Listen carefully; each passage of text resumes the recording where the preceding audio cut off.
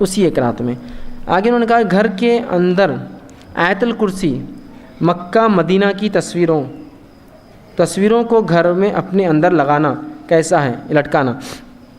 تو دیکھیے قرآن کی آیتیں، اس کے تعلق سے یاد رکھیے اس کی حرمت اپنی جگہ ہے، پڑھنا ہے سمجھنا ہے ٹھیک ہے، لیکن اس کی حرمت ہے۔ لوگ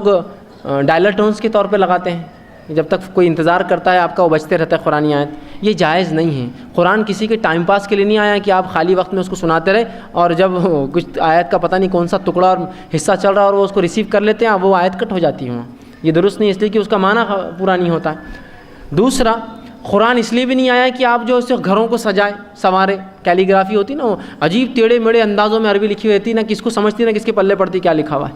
اور لگا دیتے ہیں گھروں میں۔ آدمی دیکھ کر بھی سوچتا الف الف الف الف، اور الف دکھتے ہیں پورے اس میں، اور لام لام لام، باقی کچھ سمجھ میں نہیں آتا کیا ہے، اور کہیں بھی نقطے دیے ہوئے۔ ایسا کیلیگرافک طریقے سے قرآن لکھنا درست نہیں، سوائے اس کے کہ اس کے پڑھنے والے موجود ہوں، جو جانتے ویسے پڑھنا قرآن کو، ویسا اتنے اس میں ہم لوگ نہیں پڑھ پاتے ہیں اس کو، تو درست نہیں ہے۔ تیسرا، قرآن سجانے کے لیے نہیں آیا، توغرے وغیرہ لگا کے آپ برکت کے لیے بس چٹکا دو اس کو، بہت فائدہ ہوگا اس سے سجانے، یہ پڑھنے کے، عمل کرنے کے لیے اور پہنچانے کے لیے آئے۔ تو لہٰذا اس کے توغرے لگانا، اس کے چارٹس لگانا، آیت الکرسی، چاروں خل اور پتہ نہیں کیا کیا، اور اس میں بھی ریفائن آج کل تو لوہے قرآنی، الف لام میم حامیم یاسین تاسین طٰہٰ عین نون اور قاف، پتہ نہیں پورے حروف مقطع جمع کرتے لوہے قرآنی اور لگائے تھے دکانوں مکان کی خیر و برکت کے لیے۔ اسی طرح کعبے کا دروازہ ہے نا، ہمارے مسلمان ایکٹر آ کے بولتے کعبے کا دروازہ گھومتے ہوئے چل رہا، کیمرہ چلتے رہتا ہے، اتنی فضیلتیں بتاتے، لائٹا وائٹا اس میں گھومتے رہتے، مسلمان فٹافٹ آرڈر کر کے منگا رہے، گھر میں قبلے رخ لگاتے اور اس کے سامنے کھڑے کے نمازیں پڑھتے ہیں۔ یہ شرک ہے، یہ شرک ہے۔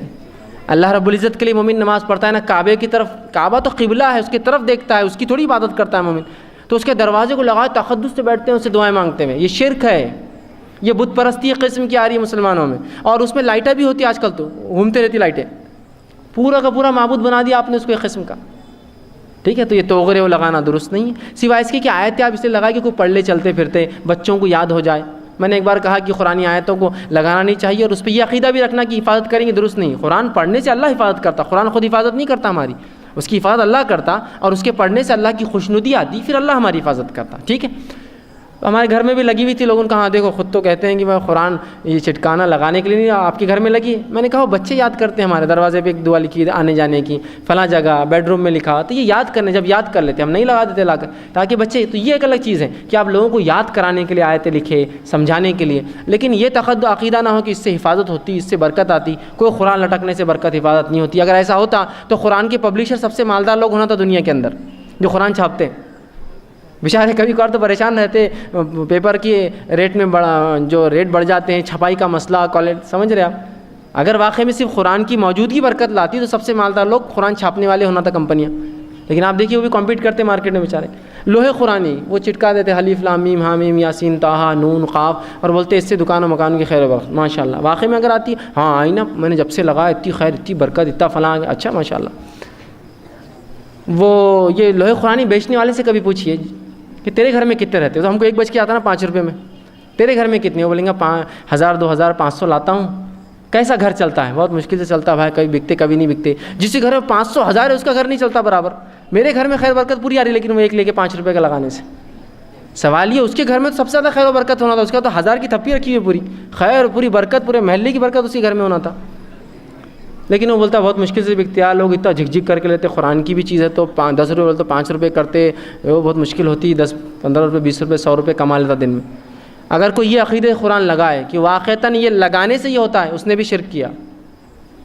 اللہ پر توکل ہونا چاہیے کہ اس کتاب کے پڑھنے سے اللہ ذریعہ دیتا ہے، یہ ذریعہ بن سکتا ہے، لیکن یہ نہیں ہے جس کے ذریعے سے ہم کو آتا ہے لوہے قرآنی سے دکانوں مکان خیر، بلکہ لوگ سمجھتے ہیں لگ گیا تو چور نہیں آتا، شیطان نہیں آتے، سبحان اللہ۔